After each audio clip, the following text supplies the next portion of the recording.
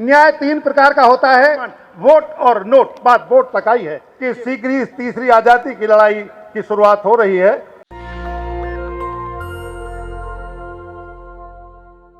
चार चरणों में 17,212 किलोमीटर पैदल यात्रा की है। पहले चरण में 26 जनवरी 97 से 6 जुलाई 97 तक कन्याकुमारी से कश्मीर तक, नागपुर से कलकत्ता होकर 5,728 किलोमीटर, जिसमें 162 दिन लगे। 15 प्रदेशों के 85 जिलों से गुजरे, जिसमें तमिलनाडु, केरला, कर्नाटका, आंध्र प्रदेश, महाराष्ट्र, मध्य प्रदेश, उड़ीसा, वेस्ट बंगाल, बिहार, यूपी, दिल्ली, हरियाणा, पंजाब, हिमाचल प्रदेश, जम्मू कश्मीर। दूसरी पैदल यात्रा 26 जनवरी 98 से 23 मई 98 तक पोरबंदर, गुजरात से लेकर मिजोरम की राजधानी आइजॉल तक 3,976 किलोमीटर, जिसमें 118 दिन लगे। 10 प्रदेशों के 52 जिलों से गुजरे, जिसमें गुजरात, राजस्थान, हरियाणा, दिल्ली, यूपी, बिहार, बंगाल, आसाम, मेघालय और मिजोरम। तीसरी पैदल यात्रा 14 अप्रैल 2003 से 24 जून 2003 तक 726 किलोमीटर दिल्ली पर 72 दिन लगे। और चौथी पैदल यात्रा 14 अक्टूबर 2009 से 21 जून 2010 तक दिल्ली से दिल्ली 6,782 किलोमीटर, जिसमें 251 दिन लगे।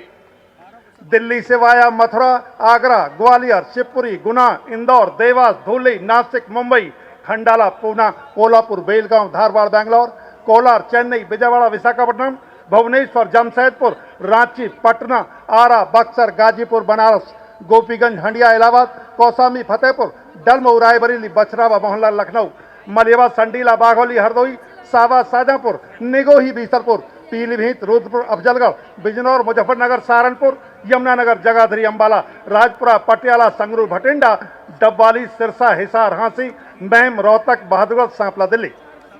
दोस्तों, कुल 4 चरणों में 17,212 किलोमीटर चलकर देश के 20 प्रदेश, 235 जिले घूमकर देखा है। और हम आपके भाई हैं, इस लड़ाई में हम आपके साथ हैं, इसलिए हम आपके साथ खड़े हैं। बात न्याय सम्मेलन की हो रही है, तो न्याय पर चर्चा करना आवश्यक है। न्याय 3 प्रकार का होता है। नंबर 1, प्राकृतिक न्याय। हम जितने भी लोग इस देश में जन्मे हैं, हम सबके अंग समान हैं। आंख, नाक, कान, हाथ, पैर, मुंह, पेट इत्यादि, सबका आना और जाना एक जैसा है और सभी के समान अंग हैं। सभी को आंख, कान, नाक, हाथ, पैर, मुंह, पेट इत्यादि, और सभी की समान आवश्यकताएं हैं। जैसे जीवन जीने को ऑक्सीजन, खाने को भोजन, पीने को पानी, पहनने को कपड़ा, रहने को मकान, शिक्षा, चिकित्सा, रोजगार, सुरक्षा, सम्मान, स्वाभिमान, वोट और नोट। बात वोट तक आई है। ये प्राकृतिक न्याय है, क्योंकि प्रकृति किसी के साथ भेदभाव नहीं करती है।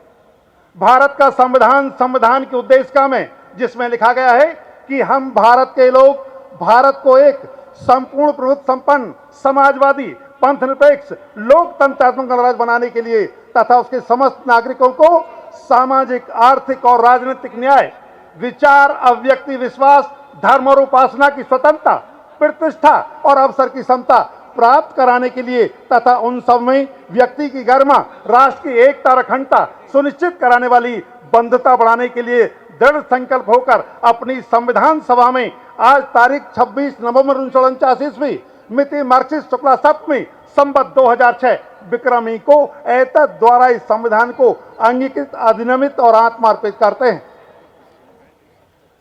ये संविधान के उद्देश्य का है।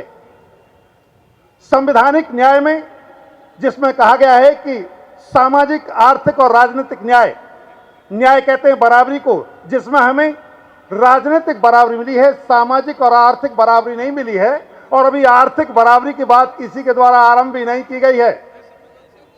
यह संवैधानिक न्याय है। तीसरा है नैतिक न्याय, जो इस देश के राष्ट्रपति को चाहिए, जो इस देश के प्रधानमंत्री को चाहिए, जो इस देश के मुख्यमंत्री को चाहिए, जो आपको चाहिए, वो देश के प्रत्येक नागरिक को चाहिए। इसे कहते हैं नैतिक न्याय। जब तक यहां नीतियां प्राकृतिक न्याय, संवैधानिक न्याय और नैतिक न्याय के अनुरूप नहीं होंगी, देश का हित संभव नहीं है। दोस्तों, हम लोग वर्ग के आधार पर अपने हितों की लड़ाई लड़ते नजर आते हैं। बाबा साहब ने काश अगर अपने बच्चे पाले होते जैसे हम पालने में लगे हैं तो हम इस हाल में नहीं बैठे होते जिस हाल में हम बैठे हैं। दुख किसे ज्यादा होता है जीवन जीने में?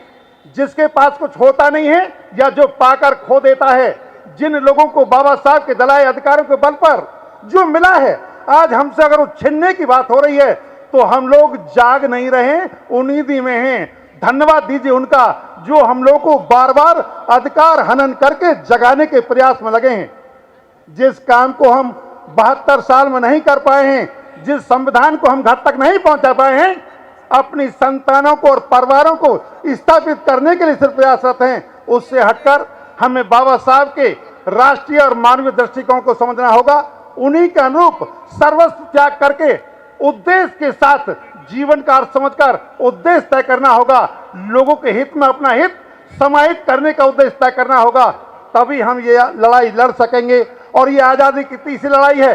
लोग लड़ाई लड़ रहे हैं, कहते हैं लड़ाई लड़ रहे हैं, लड़ाई लड़ी नहीं जा रही है। हमारे अधिकार सीमित होते जा रहे हैं। कैसी लड़ाई लड़ी जा रही है मैं समझ नहीं पा रहा हूं। हम लड़ाई नहीं लड़ेंगे, हम उन लोगों को जिनके अधिकार छीने गए हैं, जो गैर बराबरी के शिकार हैं, उन्हें जगाएंगे तो अपनी बराबरी की लड़ाई लड़ने को उठकर खड़े हो जाएंगे। इसी आशा और विश्वास के साथ आपको विश्वास दिलाते हुए कि शीघ्र ही इस तीसरी आजादी की लड़ाई की शुरुआत हो रही है, कंधे से कंधा मिलाकर सहयोग करेंगे आप सभी लोग जो यहाँ पर जीवन के महत्वपूर्ण समय में से समय निकाल कर पहुंचे हैं। हम आपके आभारी हैं। आप सभी को धन्यवाद देते हुए अपनी बात समाप्त करते हैं। जय भारत, विजय भारत, जय भीम। नेशनल दस्तक की आपसे गुजारिश है कि अगर इसको बचाना चाहते हैं तो नेशनल दस्तक को सब्सक्राइब करने के लिए रेड कलर के सब्सक्राइब बटन को दबाएं, फिर बेल आइकन की घंटी दबाएं। नेशनल दस्तक को बचाने के लिए बहुत जरूरी है कि हर खबर को शेयर करें, लाइक करें, कमेंट जरूर करें।